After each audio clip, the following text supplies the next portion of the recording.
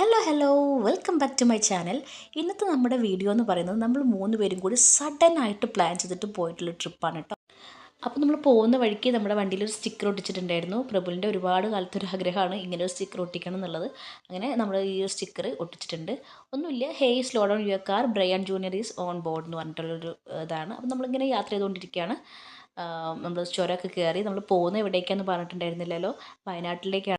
പെട്ടെന്നുണ്ടായിട്ടുള്ളൊരു യാത്രയായിരുന്നു കേട്ടോ. ഉച്ചയ്ക്ക് ഫുഡ് കഴിച്ചുകൊണ്ടിരിക്കുമ്പോൾ ഞാനിങ്ങനെ ജസ്റ്റ് ഇങ്ങനെ പറഞ്ഞു. അപ്പോൾ ആൾ പറഞ്ഞു ലീവില്ല, നമുക്ക് ഇന്ന് എന്തായാലും പോകാൻ പറ്റില്ല, പിന്നെ ഒരു സാക്കാന്ന് പറഞ്ഞു.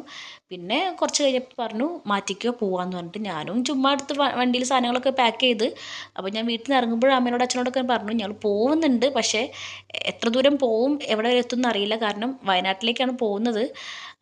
പക്ഷേ അത്ര മീൻസ് ഞങ്ങൾ ഇറങ്ങുമ്പോൾ തന്നെ 5 മണി കഴിഞ്ഞിട്ടുണ്ട്. അപ്പം മോനെയും കൊണ്ട് പോകുന്നതുകൊണ്ട് അത്രയും ദൂരം കവർ ചെയ്യുമോ ചുരം കയറുമോ ഇല്ലയോ എന്നൊന്നും നമ്മൾ പ്ലാൻഡ് അല്ലായിരുന്നു. അങ്ങനെ ഞങ്ങൾ ചുരം കയറിയപ്പോൾ കുറച്ച് ലിപ്സാണ് സ്മൂത്തായിരുന്നു, പ്രശ്നമൊന്നും ഉണ്ടായിരുന്നില്ല. ഐ മീൻ ബ്ലോക്ക് കാര്യങ്ങളോ ഒന്നും ഉണ്ടായിരുന്നില്ല. ഇവിടെയാണ് നമ്മൾ സ്റ്റേ ചെയ്തിട്ടുണ്ടായിരുന്നത്. നമ്മൾ രാവിലെ എടുത്ത ക്ലിപ്പാണ്. നോർമലി നമ്മൾ പോകുമ്പോൾ ഇവിടെയാണ് നിൽക്കാറ്.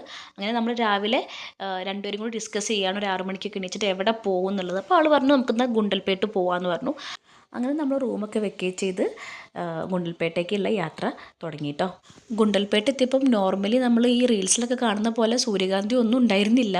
ആദ്യം ഞങ്ങളൊന്ന് ടെൻഷനായി, ഇതൊന്നും ഇല്ലേ, വന്നത് വെറുതെ ആയിരുന്നു. പക്ഷേ കുറച്ചുകൂടെ മുന്നോട്ട് പോയപ്പോൾ കുറച്ച് കൃഷികളൊക്കെ കണ്ടു. അപ്പോൾ ജസ്റ്റ് അവിടെയൊക്കെ നിർത്തിയിട്ട് കുറച്ച് പിക്ചേഴ്സൊക്കെ എടുത്തു കേട്ടോ. 20 റുപ്പീസാണ് പെർ ഹെഡ് അതിൻ്റെ ഉള്ളിലേക്ക് കയറാൻ വേണ്ടിയിട്ട്.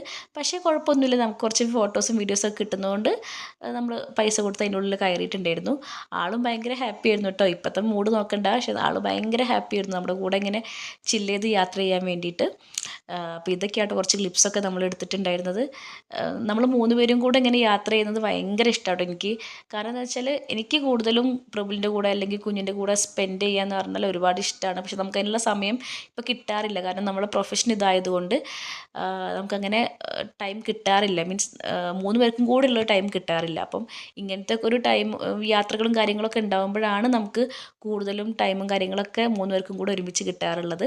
അപ്പോൾ അതുകൊണ്ടാണ് നമ്മൾ 3 പേരും കൂടി ഇങ്ങനെ യാത്ര ഞാനെപ്പോഴും പ്രിഫർ ചെയ്യുന്നത് കേട്ടോ. എനിക്ക് ഭയങ്കര ഇഷ്ടപ്പെട്ടു ഈ യാത്ര. ഓൾറെഡി നമ്മൾ വയനാടേക്ക് പോയിട്ടുണ്ട് 3 പേരും കൂടി മുന്നേ, പക്ഷേ ഇങ്ങോട്ടേക്ക് ഫസ്റ്റ് ടൈമാണ് വരുന്നത് കേട്ടോ.